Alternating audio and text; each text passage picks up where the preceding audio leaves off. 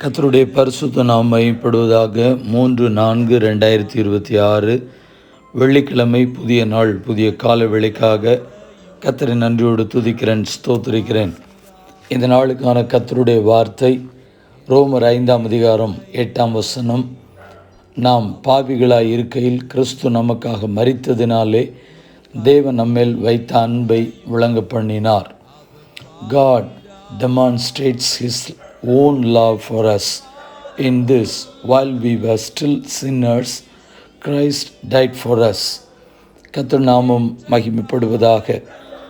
இன்றைக்கு உலகம் முழுவதும் குட் ஃப்ரைடே, பெரிய வெள்ளி, துக்க வெள்ளி என்று சொல்லி பல விதங்களில் இன்றைக்கு கிறிஸ்துவுடைய பாடு மரணங்களை குறித்து தியானிக்கிறார்கள்.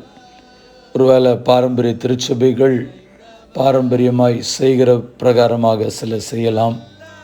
சில ஆவிக்குரிய திருச்சபைகள், அல்லாவிட்டால் இன்னும் பல கிறிஸ்துவ திருச்சபைகள் உண்மையாய் அந்த கிறிஸ்து நமக்காய் பாடுபட்டதை எண்ணி நினைத்து அதனுடைய சிலுவையில் ஆண்டவர் மொழிந்த 7 பொன்மொழிகளை தியானிப்பார்கள். கர்த்தருக்கு ஸ்தோத்திரம். ஆனால் நாம் புரிந்து கொள்ள வேண்டிய ஒரு உண்மையான காரியம், நாம் நல்லவர்களாக இருக்கும் பொழுது இயேசு நமக்காக மரிக்கவில்லை. நாம் பாவிகளாக இருக்கும் பொழுதுதான் இயேசு நமக்காய் மரித்தபடினால் அவர் நம்மேல் வைத்ததான இந்த அன்பை ஆண்டவர் விளங்க பண்ணியிருக்கிறார். கிறிஸ்து நமக்காய் சிலுவையில் மரித்த பொழுது சிலுவையில் பட்ட பாடுகள், இந்த தகவல்களை ஆக்ஸ்போர்ட் யூனிவர்சிட்டி மாணவர்கள் இதை குறித்து ஒரு ஆராய்ச்சி தகவல்களை நமக்கு வெளியிட்டிருக்கிறார்கள்.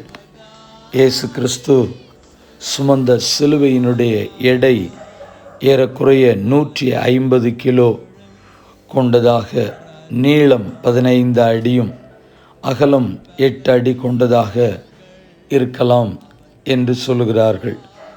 சரீரத்தில் அறையப்பட்ட ஆணியினுடைய நீளம், அதாவது 8 அங்குலம் அகலம், 3/4 அங்குலம், அந்த அளவிற்கு அந்த ஆணியினுடைய கனம் இருந்திருக்கிறது, உயரம் அகலம் இருந்திருக்கிறது. இயேசுவை ஆண்டவர் சிலுவையில் மரிக்கும் பொழுது அவருடைய சரீரத்தினுடைய உயரம் ஏறக்குறைய 5 அடி 11 அங்குலம், அவருடைய எடை 85 கிலோவாக இருக்கலாம் என்றும் கணித்திருக்கிறார்கள். இயேசுவின் பாடுகளை பற்றி, இயேசு கிறிஸ்து அவர் நடந்து வரும்பொழுது 3 முறை தடுமாறி கீழே விழுந்திருக்கிறார். 17 மணி நேரம் தண்ணீர் இல்லாமல் அவதிப்பட்டிருக்கிறார். அவர் சரீரத்தில் மொத்தம் 5480 காயங்கள் ஏற்பட்டிருக்கின்றன. முதுகில் ஏறத்தாழ 150 ஆழமான காயங்கள் ஏற்பட்டிருக்கின்றன. அவருடைய தலையை ஏறக்குறைய 17 முட்கள் கிழித்து உள்ளே சென்றன. அவருடைய உடலில் இருந்து ஏறக்குறைய 6.5 லிட்டர் இரத்தம் கசிந்து வந்தது. இயேசு கிறிஸ்துவை எருசலேம் வீதி வழியாக 350 சேவகர்கள், 50 குதிரை வீரர்கள் இழுத்து சென்றார்கள். யூதனுடைய கால அட்டவணையின்படி அபூர்வே கோன்ஜீதா 785 நிசான் 15 அன்று மரித்தார். அதாவது இன்றைக்கு இருக்கிற நம்முடைய கேலண்டர் படி கிறிஸ்துவுக்கு பின் 30ஆம் ஆண்டு கிபி 30 ஏப்ரல் 7ஆம் தேதியிலே மரித்தார் என்று சொல்லி ஒரு தகவல் நமக்கு கொடுக்கப்படுகிறது.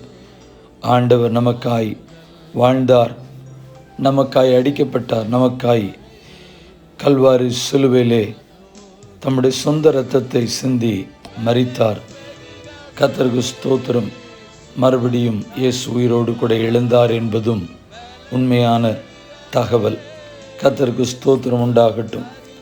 நம்முடைய பாவங்களுக்காக அவர் மரித்து நமக்காய் சிலுவையிலே பலியானார். ஒவ்வொரு நாளும் கிறிஸ்துவுடைய பாடு மரணத்தை எண்ணி பார்த்து நாம் நல்லவர்களாய் வாழ்வதற்கு முயற்சி செய்வோம்.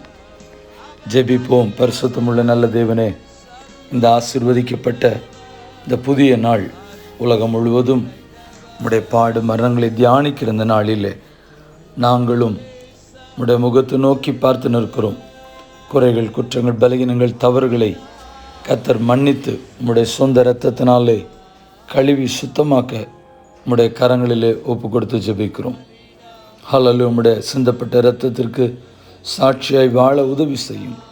நசரேயனாகிய இயேசுவின் நாமத்தில் ஜெபிக்கிறோம் பரிசுத்தமுள்ள நல்ல பிதாவே, ஆமென். வாழ்த்துக்களுடன் ஜெபங்களுடன் pastor Jebadas. WhatsApp 9345353730. May Jesus bless you all. ஆமென். நேற்றைய கேள்வியும் பதிலும், என்னிடத்தில் உனக்கு என்ன குறைவு இருக்கிறது என்றான். அதற்கு அவன், ஒரு குறைவும் இல்லை. யார் யாரிடத்தில் சொன்னது?